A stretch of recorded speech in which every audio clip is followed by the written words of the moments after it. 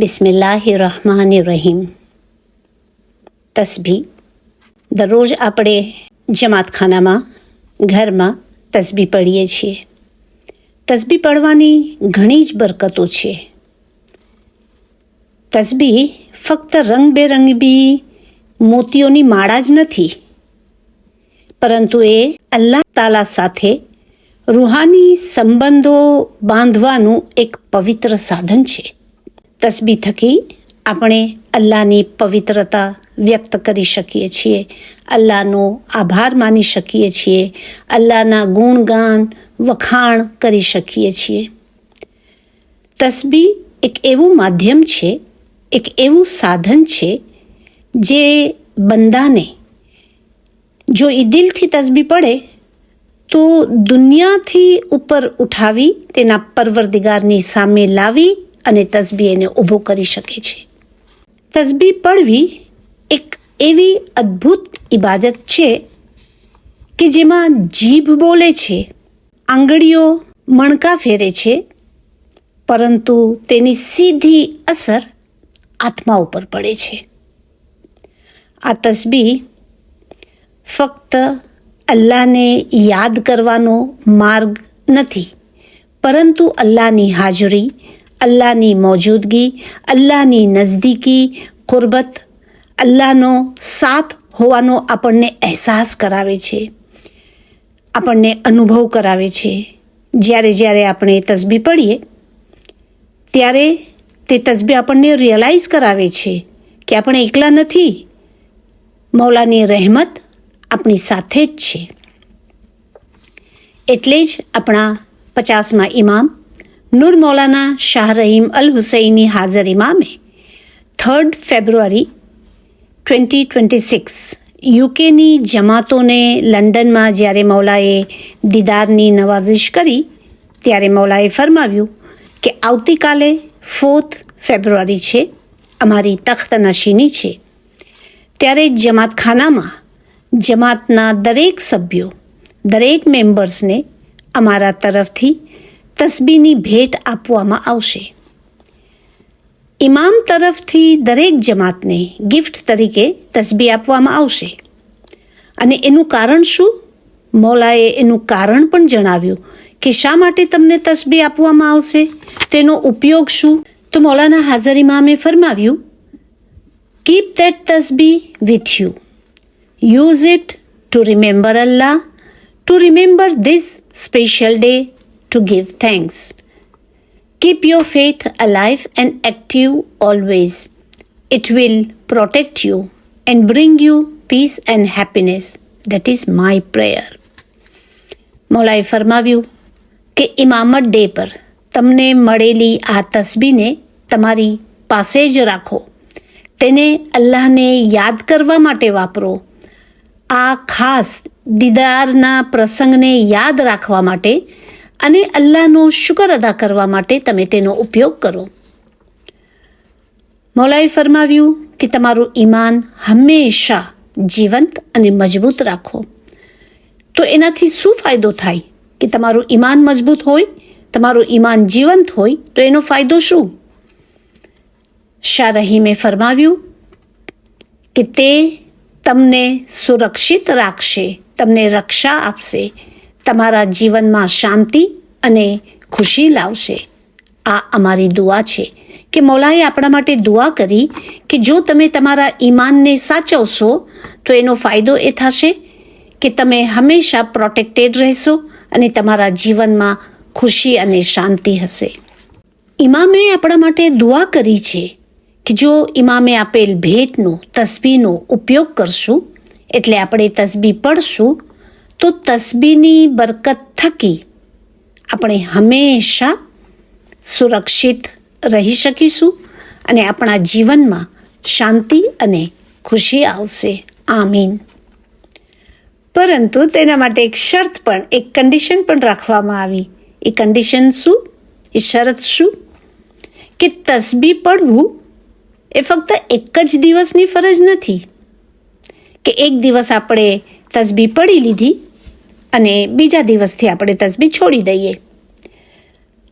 Daily આપણા રૂટીનમાં આ તસ્બીહનો સમાવેશ થવો જોઈએ કે ધ્યાનથી, દિલથી, એકાગ્રતા સાથે, ઈમાન અને ભરોસા સાથે તસ્બીહ પડવી જોઈએ, જેથી હંમેશા આપણને તેનો સવાબ મળતો રહે.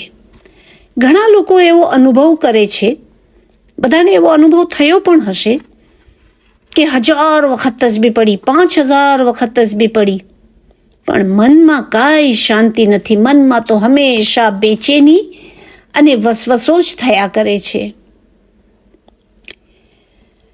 એક સૂફી હસન બસરી પાસે કોઈએ આવીને પ્રશ્ન પૂછ્યો કે હું આટલી બધી તસ્બીહ કાઢું છું, જિકર કરું છું, છતાં પણ મારા મનમાં શાંતિ કેમ નથી? તો સૂફી હસન બસરીએ તેને જવાબ આપ્યો કે તમે જીભથી તો અલ્લાહને યાદ કરો છો, પરંતુ જ્યારે તમે અલ્લાહને યાદ કરો છો ત્યારે તમારું દિલ દુનિયામાં જ હોય છે. દિલ દુનિયાને યાદ કરે છે. એટલે તસ્બીહ પડતા પડતા તમારું ધ્યાન હંમેશા બહાર ભટકે છે, તમે કોન્સન્ટ્રેટ નથી કરતા. એટલે એક સંત કહે છે કે માળા તો કરમાં ફિરે, જીભ્યા ફિરે મુખમાં, મનવા તો 14 ફિરે, એમ કચ્છું સ્મરણ નહીં. કે છે કે તમારા હાથમાં, કર્મ એટલે હાથમાં તસ્બીહ હોય, જીભથી મૌલાનું તમે નામ રટણ કરો, પરંતુ તમારું ચંચલ મન ચારે દિશામાં ફરતું હોય. તો એવી રીતે ખુદાનું સ્મરણ ન થાય, એવી રીતે ખુદાને યાદ ન કરાય. તો પછી ખુદાને કેવી રીતે યાદ કરાય કે જેથી મનમાં શાંતિ બી થાય, મૌલાને બી પ્રસન્ન કરી શકાય, મૌલાનો રાજીપો મેળવી શકાય? તો કે સ્મરણ ऐसा कीजिए हले न जीभिया होठ, સ્મરણ ऐसा कीजिए लगे निशाने चोट. કે ફક્ત જીભથી ખુદાનું સ્મરણ કરશો તો તમને સફળતા નહીં મળે. જો તમને બંદગીમાં, જિકરમાં સફળ થવું હોય તો એવી રીતે સ્મરણ કરો, એવી રીતે ઇબાદત કરો કે બરાબર નિશાન ઉપર ચોટ પડે. કે તસ્બીહ બહુત જ કીજીએ, માહે ન લાઈએ ચિંત, એમ વર્ષા સો ઢૂંઢીએ તો એ ન પાએ મીત. કે જો તસ્બીહમાં ધ્યાન નહીં લગાવો તો વર્ષો સુધી પણ તમે ઇબાદત કરતા રહેશો, એમાં ધ્યાન નહીં લગાડો તો તમને કદાચ સફળતા ન પણ મળે.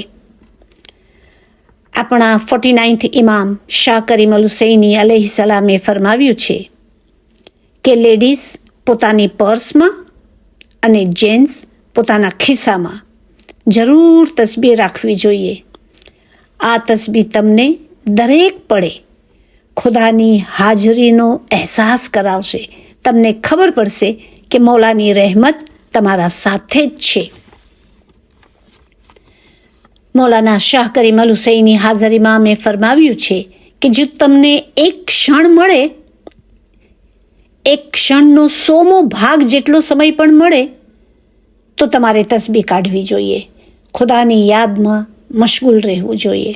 કુરાને પાકમાં અલ્લાહ તાલાએ ફરમાવ્યું છે કે યા અય્યુહલ લઝીના આમનુ, કે એ ઈમાનવાલો, અલ્લાહને વધારેમાં વધારે યાદ કરો અને સવાર સાંજ તેની તસ્બીહ કરો, તેના વખાણ કરો. આખરી પૈગંબર હઝરત નબી મોહમ્મદ મુસ્તફા રસૂલ સલ્લલ્લાહુ અલૈહિ વસલ્લમે ફરમાવ્યું છે કે હું મારા બંદાના ગુમાન મુજબ છું. એટલે કે બંદો ખુદાને જે સમજે, ખુદા તેના વિચાર જેવો છે. કે જેવું તારું દિલ તેવી સાહેબજીની વાચા. કે તમે જે રીતે ખુદાને પુકારશો તે રીતે તમને ખુદા તરફથી રહેમત મળશે. તમે એને રહીમ દિલ સમજશો તો તે તમારા ઉપર રહેમ કરશે. જ્યારે મારો બંદો મને યાદ કરે છે ત્યારે હું તેની સાથે જ હોઉં છું. અલ્લાહના નામનું સ્મરણ કરવાથી જીભ પવિત્ર થાય છે. જિકરની હકીકત દિલને પવિત્ર કરે છે. દિલની પવિત્રતા આપણને ઇબાદત કરવાની પ્રેરણા અને હિંમત આપે છે. જીભથી જિકર ઇબાદતની શરૂઆત છે, પરંતુ દિલથી જિકર ઇબાદતની હકીકત છે. એટલે ફક્ત જીભથી જ તસ્બીહ પડો અને એમાં જો દિલ ન લગાવો તો એ ઇબાદત નથી થઈ શકતી. જો મન પવિત્ર ન થાય, ફક્ત હાથમાં તસ્બીહ ફેરવીએ તો એનો કાંઈ લાભ ન મળે. એટલે મનને હસદ, નફરત, ગુસ્સો અને બુરાઈથી સાફ કરો. એટલે જ સંત કહે છે કે મણકા ફેરત જન્મ ગયો, ગયો ન મન કા મેલ. કરકા મણકા ક્યાં ફેરે, મન કા મણકા ફેરી. કે છે કે હાથમાં તસ્બીહ લઈ અને દાણા ફેરવતા ફેરવતા ફેરવતા આખી જિંદગી વહી ગઈ. પણ જો તમારું મન સાફ ન હોય, મનમાં મેલ હોય, હસદ હોય, તો પછી એમાં સફળતા કેવી રીતે મળે? ઇન્શાલ્લાહ આજ પછી હમણાં આપણે તસ્બીહ વિશે થોડીક સમજ મેળવી. હવે આજ પછી આપણે તસ્બીહ સિરીઝની શરૂઆત કરી રહ્યા છીએ અને મૌલાના હુકમથી જે તસ્બીહો આપણે જમાતખાનામાં પઢીએ છીએ તે તસ્બીહને સમજવાની આપણે કોશિશ કરશું ઇન્શાઅલ્લાહ. યા અલી મદદ.